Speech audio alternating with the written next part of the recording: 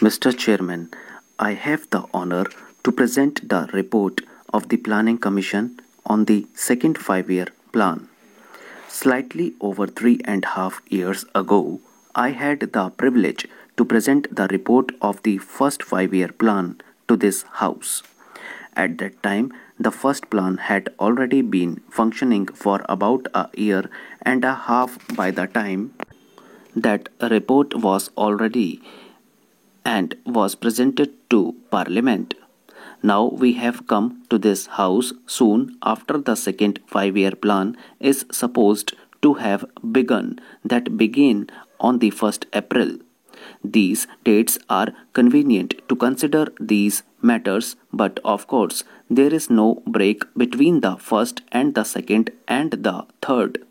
Planning is continuous. The implementation of a plan is continuous just as the life and activities of the country are continuous. Nevertheless, it is helpful to see in these periods of time as to how far we have gone and what we have achieved and to decide what to do in the future. Honorable members will get this rather bulky volume containing the report from the notice office today. They will also probably get summaries of it cyclo-styled, I think, for the present, but they will be printed very soon and I circulated to members.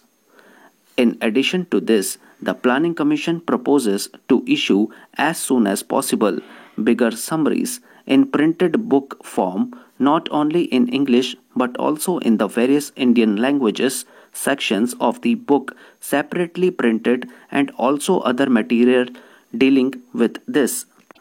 I understand that it has been decided that joint committees of this House and of the Lok Sabha should consider this report from today onwards and sometime today the chairman of those four committees will meet the members and the Minister for Planning to decide on their procedure and they will consider this for about a week. Those committees will be divided up, taking four groups of subjects. Roughly speaking, this report can be divided up to into the two parts. The second part dealing with the detailed program and projects, and the first part with the broader issues. Members will no doubt be interested in both parts, more especially in so far as the detailed program applies to their own areas, but probably the first part containing the broad policies, approach, etc., will be more important from the point of view of this House because it is from that the rest follows, and I imagine that when the time comes, as it will in about a week's time or so, for this House to debate on this report, more attention will be paid to the first part containing the principles, etc. In regard to the details, it would be more convenient for them to be considered whenever necessary, not in a debate in this House, but by honorable members meeting the Minister for Planning or other representatives of the Planning Commission and discussing them with them. It is by no means enough even now, but when we started with the first five-year plan, we were conditioned and limited in many ways. We had very little data, very little statics, and such statics as were supplied to us were often very unreliable, being based usually on some patwari statement in a village about agricultural production. Also, we were tied up at the time when the first five-year plan began with a number of majority schemes which we could not and did not want to leave. Now, those major schemes absorbed a greater part of our resources and we had not too much left of for our other plans. That was one reason why the actual report, the first five-year plan report, came up before this House a year and a half after the plan was supposed to begin functioning. Well, since then we have had this five-year plan and we have had reports about the measure of success it has achieved. I think it is justifiable for us to say that the first 5 year plan, by and large, was a success. In some matters, it was a great success. In some matters, it was not such a great success, but it fulfilled anticipations. But taking it all in all, the first 5 year plan succeeded and succeeded in two ways.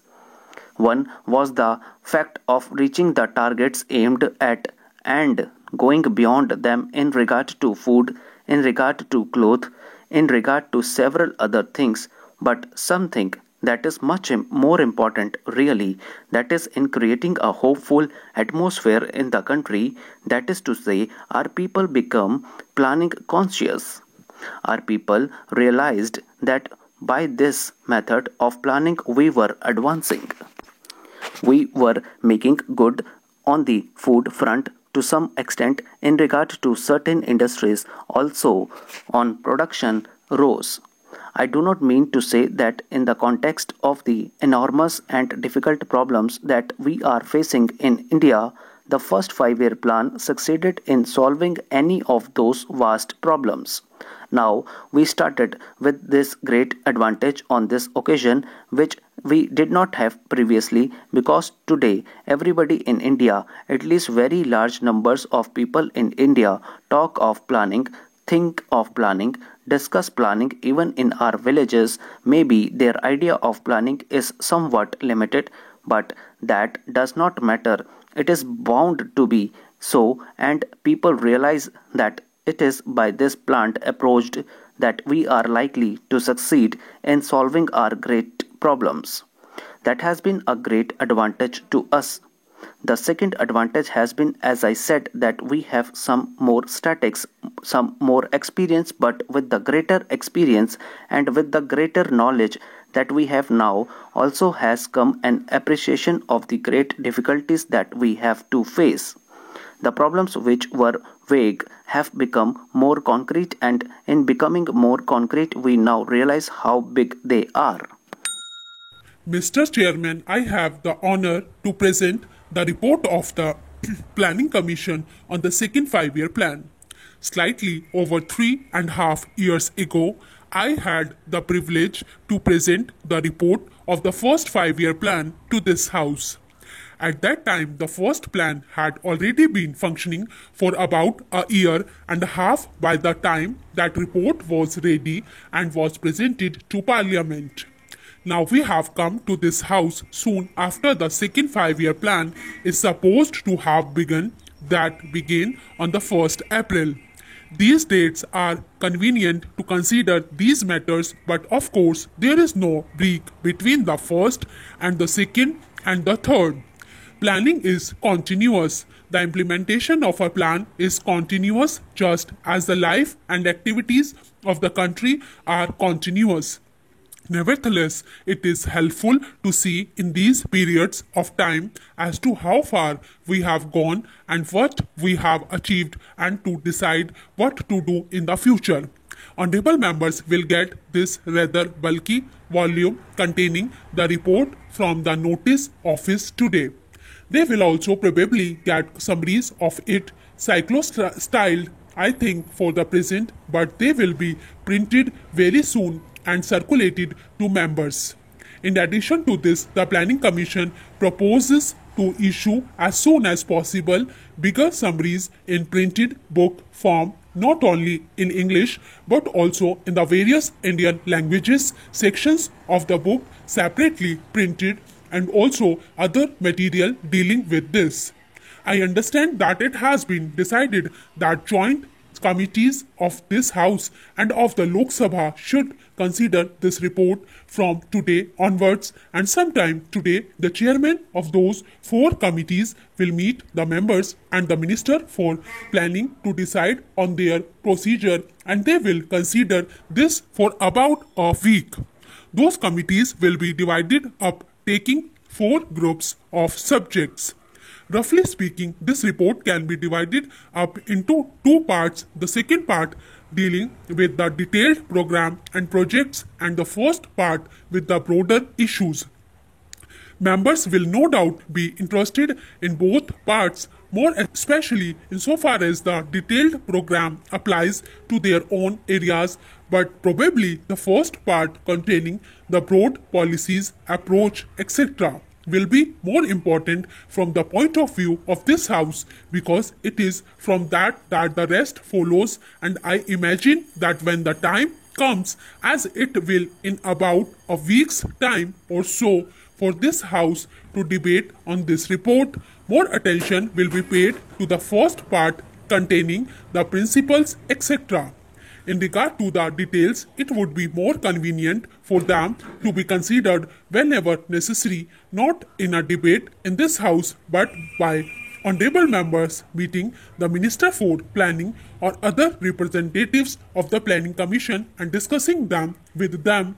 It is by no means enough even now, but whenever started with the first 5-year plan, we were conditioned and limited in many ways.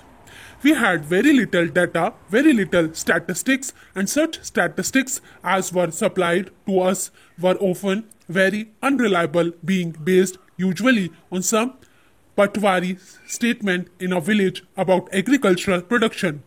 Also, we were tied up at the time when the first 5-year plan began with a number of major schemes which we could not and did not want to leave. Now, those major schemes absorbed a great part of our resources, and we had not too much left for our other plans. That was one reason why the actual report, the first 5-year plan report, came up before this house a year and a half after the plan was supposed to begin functioning. Well, since then, we have had this 5-year plan, and we have had reports about the measure of success it has achieved. I think it is justifiable for us to say that the first 5-year plan by and large was a success. In some matters, it was a great success. In some matters, it was not such a great success, but it fulfilled anticipations. But taking in all the first 5-year plan succeeded in two ways. One was the fact of reaching the target aimed at and going beyond them in regard to food, in regard to cloth, in regard to several other things, but something that is much more important really, that is in creating a hopeful atmosphere in the country. That is to say, our people became planning conscious. Our people realized that by this method of planning we were advancing. We were making good on the food front to some extent. In regard to certain industries also, our production rose. I do not mean to say that in the context of the enormous and difficult problems that we are facing in India, 5-year plan succeeded in solving any of those vast problems. Now we started with this great advantage on this occasion, which we did not have previously,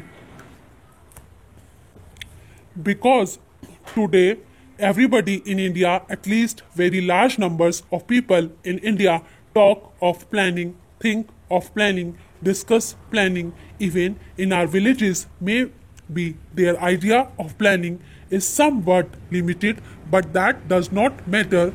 It is bound to be so, and people realize that it is by this planned approach that we are likely to succeed in solving our great problems. That has been a great advantage to us. The second advantage has been, as I said, that we have some more statistics, some more experience, but with the greater experience and with the greater knowledge that we have now, also has come an appreciation of the great difficulties that we have to face. The problems which were vague have become more concrete, and in becoming more concrete, we realize how big they are.